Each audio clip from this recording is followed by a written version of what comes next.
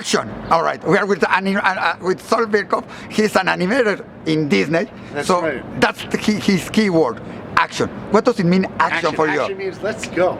That's what you have to say every day you wake up. Every day you wake up, you go, action. Now I gotta write my own story. I have to be in my own movie.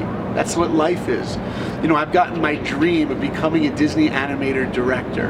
It was my dream since I was a little boy, and I live that dream every day. And everyone knows that Disney World is the happiest place on earth. Exactly, and it's their job to do everybody happy. To keep everybody happy. But there's something so much sweeter than happy, and that is a life of meaning. Rather than being in the happiest place on earth, every day that we are alive, we have the potential to change the world. And that means every day, wherever we are, we don't have to be at Disney World. Wherever we are, we can be in the most meaningful life as long as we think about how do I use my abilities, my passion to change the world, to give to another human being. That's something that is special in every Disney movie, to create that in every character. That's right. Lion King, especially Lion King, you know, Simba learns that he has to take responsibility. His father Mufasa says, remember who you are. Yes. He's basically telling him, remember, your greatness isn't living alone from everyone in Hakuna Matata. It's going back and taking the responsibility that you already have because you're the king. Each one of us is a king and a queen. Tell me something, when you are creating a character in Disney and you want to reflect it, to have a lesson for the kids, how do you do it? Yeah, I mean, when you create characters in any story, you have to make sure that the audience can relate to the character. The way you do that is you show that a character is flawed, not perfect, because all of us are flawed in life. So whatever story you like, you find a main character that has to learn something up here. Simba has to learn, oh, life is about taking responsibility. Aladdin has to learn the diamond in the rough. Inside, I'm enough. I don't need to be a prince to be great. Just inside, I'm already enough. The Little Mermaid has to learn to trust. I don't know what she learns. We'll talk about it. All right, but tell me something. If you have really learned much of anything.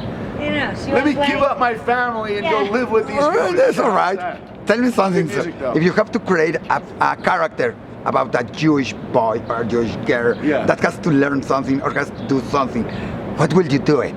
Yeah, well, I'm working right now on some new projects where there will, God willing, be some Jewish protagonists, main characters in some upcoming films.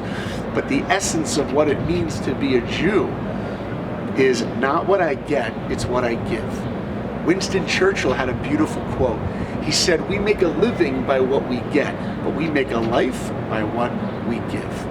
That's our job. And tell me something. I'm sure many people ask you which one is your character, your preferred, but which one you didn't like so much and you tried to do it better and try to put something in you so it will be better, the character. Well, look, my favorite movie that I ever worked on was, I mean, every one of them is special to me, but Pocahontas was my first film. I thought you were going to say The Lion King because you thought. Right, I didn't work on The Lion King. All right, I got there right after.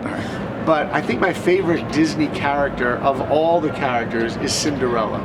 All right. And I'll tell you why, because Cinderella, she lives in this house, she's a slave. She has a terrible life. And magically, her fairy godmother says to her, you know what? I'm going to give you one night. You're going to go to the ball. She gets the most beautiful dress imaginable. But you got to be back by midnight because it's all going to go back the way it was. So Cinderella goes to the ball. She has the most magnificent time. She dances with the prince. The clock strikes 12. She runs out.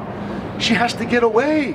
And soon she's left on the street, sitting in the rags that she always wears. And she takes out something that's so special. She takes out a glass slipper. But wait a minute, the fairy godmother told you, you would not get anything. Everything would be as it was. Right. Why was she given the gift of a glass slipper? Why was she given the gift of a glass slipper? She takes out the glass slipper, she looks up to the sky, and she says to the heavens, thank you for everything. She has gratitude. She's not trying to better her life by being in a palace, in a castle. She realizes happiness is being happy with what you have right now. I think that's the best message, to be happy All with that, what you that's good. have. We'll cut that. Yes, but they won't buy, so I stopped.